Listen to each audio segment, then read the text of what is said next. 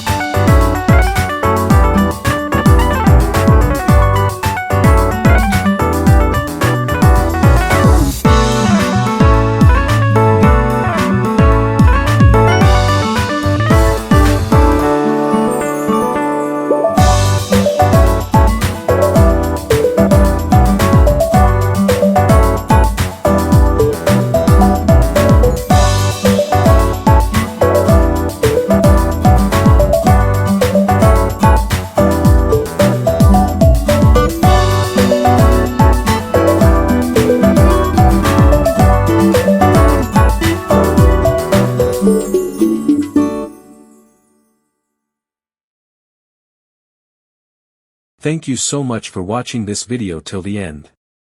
If you've come this far, it clearly means that you are either looking for help with your academic assignments, or you're someone who values quality, professionalism, and timely support. Let me remind you again, I offer complete guidance and professional help in information technology, accounting, finance, writing assignments, and computer science. I also provide expert-level assistance with Microsoft Office tools including Excel, Word, PowerPoint, and Access. Whether you're stuck on a project, running out of time for a submission, or just want to improve your academic performance, I'm here to help you. I understand how stressful it can be when deadlines are near, and you don't have enough support. That's exactly why I created this service, to help students like you get things done on time, with confidence and accuracy. If you need any kind of help, don't hesitate to contact me. My WhatsApp number and email are available in the video description. You can message me anytime, day or night. I always try my best to reply as soon as possible. Even if you're unsure about your topic or confused about what to do, just send me a message. I'll guide you step by step. With my help, you can, white heavy checkmark, submit your assignments on time.